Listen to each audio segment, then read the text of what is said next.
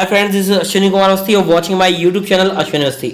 आज की इस वीडियो में बात करने वाले हैं IT tool and business system, जो आपका टॉपिक है ओ लेवल का एग्जामिनेशन का, उस मॉड्यूल के बारे में बात करने वाले हैं, जो कि काफी इंपॉर्टेंट टॉपिक रखता है और काफी हद तक आपके ग्रेडिंग सिस्टम को भी इंप्रूव करता है, क्योंकि ये पेपर काफी इजी होता है। और इस पेपर में अगर देखा जाए तो क्वेश्चन जो टॉपिक्स आने वाले हैं, इंपॉर्टेंट टॉपिक जो जुलाई 2020 के लिए काफी हद तक आने के चांसेस हैं, उनके बारे में आज मैं डिस्कशन करूंगा इस वीडियो में।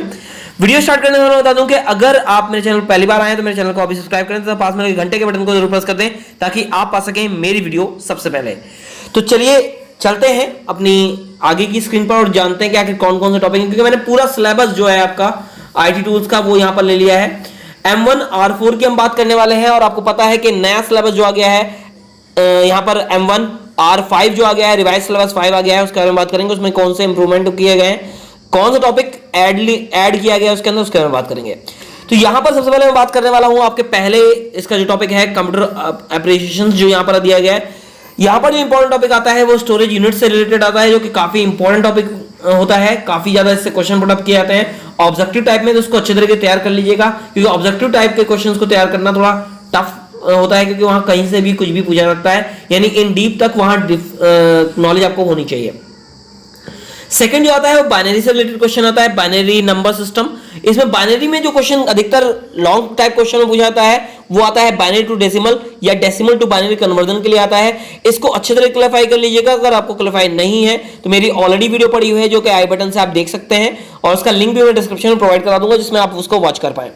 इसके अलावा यहां पर जो नेक्स्ट जो क्वेश्चन आता है वो आता है कई बार यूनिकोड का और ASCII यानी American standard code for information interchange का। इसको भी एक बार थोड़ा बहुत रीड कर लीजिएगा सिंपली फॉर्म में। अगला जो आता है वो इंपॉर्टेंट टॉपिक यहां पर आता है रैम को लेकर, रोम को लेकर, random access memory, read only memory और बूटिंग को लेकर। इसको अच्छे तरीके से प्रिपेयर कर लीजिएगा, काफी हद तक इससे क्वेश्चंस पुट अप होते हैं। और कैशे मेमोरी, जो मैं सिंपली बता दूं ऑब्जेक्टिव टाइप में जो क्वेश्चन कई बार आया है वो है कैशे मेमोरी को लेकर, जिसमें साफ तौर पर कहा जाता है कि कैशे मेमोरी जो फास्टेस्ट मेमोरी ऑफ कंप्यूटर है उसके बारे में पूछा जाता है, तो आंसर कैशे मेमोरी है। स्लोएस्ट मेमोरी की अगर बात करें तो यहां पर साफ तौर पर आंसर CD रोम होता है, तो इस चीज को विशेष तौर पर देना कि कई बार ये क्वेश्चन पुट अप किया गया है। अगला जो आता है वो आपका आता है फाइल सिस्टम, जिसमें दो फाइल सिस्टम होते हैं, फैट और NTFS। इससे रिलेटेड कई बार क्वेश्चन पूछे गए हैं, तो इसको अच्छे तरीके से स्टडी एक बार जरूर कर लीजिएगा। नेक्स्ट इनपुट डिवाइसेस में आप इनको एक बार सिर्फ रीड करिएगा, कीबोर्ड, माउस, जॉयस्टिक, स्कैनर और वेबकैम को। मोस्टली प्रोबेबली अगर देखा जाए तो दो टाइप के क्वेश्चन जो काफी पुट अप किए जाते हैं वो हैं वेबकैम और स्कैनर, इनको जरा ध्यान से देख लीजिएगा। इसके अलावा आउटपुट डिवाइसेस में प्रिंटर, ये भी काफी इंपॉर्टेंट है ICT के लिए भी और आपके IT टूल्स के लिए भी। डॉट मैट्रिक्स प्रिंटर, इंकजेट और लेजर प्रिंटर, इन तीनों के बारे में अच्छी तरह से स्टडी कर लीजिएगा, क्योंकि काफी हद तक क्लैरिफिकेशन करना होता है उस चीज के बारे में। नेक्स्ट आता है यहाँ पर ऑटोमेशन, एनिमेशन से रिलेटेड आता है। एनिमेशन में ऑडियो, इमेज और वीडियो, इनके ऊपर काफी बार क्वेश्चन आता है। और एक चीज ध्यान रखिएगा, इससे हर बार लॉन्ग क्वेश्चन एक जरूर आता है 5 मार्क्स का, तो इसको अच्छे तरीके प्रिपेयर जरूर कर लीजिएगा। इसके बाद नेक्स्ट आता है मार्केटिंग से रिलेटेड, जो कि यहां पर name of common multimedia files format. तो ये चीज ध्यान रखिएगा, आपको जितने टेक्स्ट के फाइल हैं, इमेज के फाइल हैं, वीडियो के फाइल एक्सटेंशंस हैं, ऑडियो के फाइल एक्सटेंशन हैं, इनको अच्छे तरीके से तैयार कर लीजिएगा, क्योंकि काफी बार ये क्वेश्चन में पेपर में ऑब्जेक्टिव टाइप में आए हैं, तो इनको क्लैरिफाई जरूर कर लीजिएगा। मल्टीमीडिया में ऑडियो और वीडियो इन्वॉल्व किया है तो उनको ले लीजिएगा।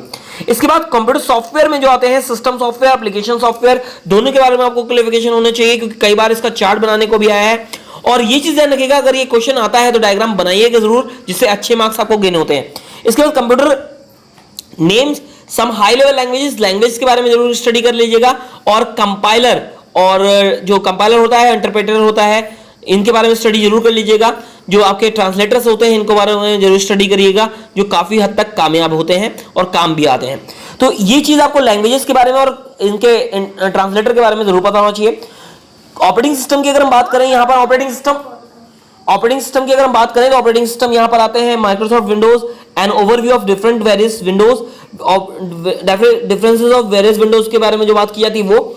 इसमें लाइनेक्स और विंडोज के डिफरेंसेस को जरूर देखिएगा, काफी कॉमन है और कई बार क्वेश्चन पुट अप किया गया है। इससे ऑपरेटिंग सिस्टम से क्वेश्चन जरूर पुट अप किया जाता है, इसलिए इसको अच्छे तरीके से तैयार करिएगा।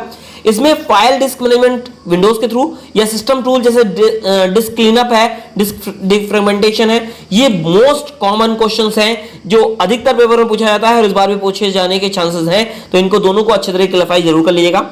कमांड प्रॉम्प्ट पर जो कमांड आती है वो अधिकतर ऑब्जेक्टिव टाइप में आती है, कभी इसका रिटर्न मैटर मैंने नहीं देखा है पेपर में, और ना ही इसके देखे जाने के कोई चांसेस है। तो ये चीज जाने के इसको आपको ज्यादा तैयार नहीं करना, और जो 5 वाले हैं यानी रिवाइज सिलेबस 5 है वो इसको तैयार ना करें, क्योंकि उसके सिलेबस में ये रखा ही नहीं गया है। एप्लीकेशन मैनेजमेंट में इंस्टॉलिंग, अनइंस्टॉलिंग और रनिंग एप्लीकेशन के बारे में जरूर ध्यान रखिएगा। सॉफ्टवेयर कैसे इंस्टॉल किए जाते हैं, इंस्टॉल कैसे किए जाते हैं, वो सारी चीजें क्लियरफाई होनी चाहिए आपको।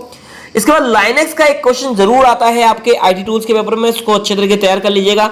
An overview of Linux, Linux elements क्या क्या होते हैं, सिस्टम फीचर्स क्या होते हैं, सॉफ्टवेयर फीचर्स क्या होते हैं, ये सारी चीजें एक बार ध्यान से पढ़ लीजिएगा अच्छे तरीके से।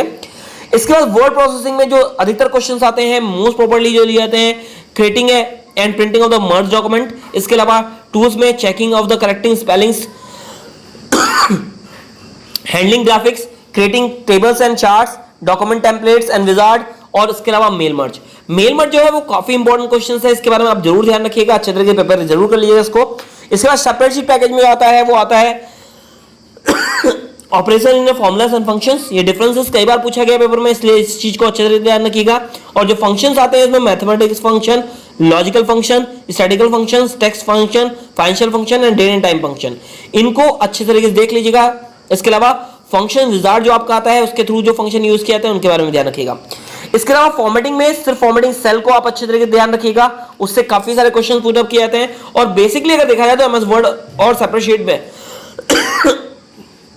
क्वेश्चन जो आते हैं वो अधिकतर ऑब्जेक्टिव टाइप में शॉर्टकट कीज से भी पूछे जाते हैं, उनको भी ध्यान रखिएगा। मोस्ट क्वेश्चन जो कई बार पूछा गया है वो सेल रेफरेंसिंग का एक्सेल का, तो इसको विशेष तौर पर ध्यान रखिएगा और अच्छे तरीके से कर लीजिएगा। प्रेजेंटेशन में creating the look of your presentation, presentation को क्रिएट करना, इसके अलावा डिजाइन करना, स्लाइड शो करना, रनिंग और कंट्रोलिंग ए स्लाइड शो, इनसे रिलेटेड बहुत सारे क्वेश्चन पुट अप होते हैं, तो इनको अच्छे तरीके से देख लीजिएगा। बेसिकली अगर लुक की बात करें तो लेआउट से रिलेटेड कई बार क्वेश्चन पूछा गया है, तो उसको विशेष तौर पर ध्यान रखिएगा। स्लाइड लेआउट कई बार टॉपिक आया है। डेटाबेस में जो डेटाबेस ऑपरेशंस हैं इसमें सिर्फ जो R4 वाली यानी रिवाइज सिलेबस 4 है, ध्यान रखिएगा इस बात को मैं रिवाइज कर रहा हूं एक बार। रिवाइज सिलेबस 4 डेटाबेस ऑपरेशन को यूज करेगा, उसके में आएगा ये क्वेश्चन। अगर रिवाइज सिलेबस 5 की बात करें तो ये उसमें नहीं आना है, उसके में इंटरनेट यहां पर इन्वॉल्व किया गया है, इंटरनेट जो थिंग्स है उसको यहां इन्वॉल्व किया गया है, इसको यहां सिलेबस से हटा दिया गया है। इसके अलावा इसमें जो आना है वो है रिलेशनल डेटाबेस, क्या होता है उसके बारे में जानकारी ले लीजिएगा। Manipulation of data, queries, data entry, forms और रिपोर्ट। इसके अलावा फॉरेन की क्या होती है और प्राइमरी क्या होती है इसके बारे में ध्यान रखिएगा, ये क्वेश्चन मोस्ट प्रोबेबली आता है। इसके बाद इंफॉर्मेशन टेक्नोलॉजी की अगर हम बात करें तो यहाँ पर इंडियन आईटी एक्ट के बारे में स्टडी कर लीजिएगा, इंटेलेक्चुअल प्रॉपर्टीज राइट्स के बारे में स्टडी कर लीजिएगा। ये दोनों क्वेश्चन मोस्ट प्रोबेबली पेपर में आते हैं और आने के चांसेस ज्यादा होते हैं, तो उसको अच्छे तरीके से तैयार रखिएगा। और इसके बाद इंफॉर्मेशन किसोक सिस्टम जो होता है उसको आप जरूर तैयार कर लीजिएगा, यह भी काफी हद तक पेपर में आया है। तो ये कुछ टॉपिक्स हैं जो इंपॉर्टेंट हैं, इनको अच्छे तरीके से अगर आप पेपर करते हैं तो अच्छे मार्क्स गेन कर पाएंगे आप इस पेपर में। इसके अलावा कोई भी डाउट अगर आपको रहता है तो आप कमेंट सेक्शन के माध्यम से पूछ सकते हैं।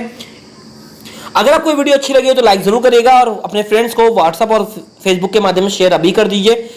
और अगर आपने चैनल मेरा अभी तक सब्सक्राइब नहीं किया है तो नीचे दिए गए सब्सक्राइब बटन को दबा दें तथा पास में लगे घंटे के बटन को प्रेस कर दें ताकि आप पा सके मेरी वीडियो सबसे पहले at last. Thanks for watching my video, thank you.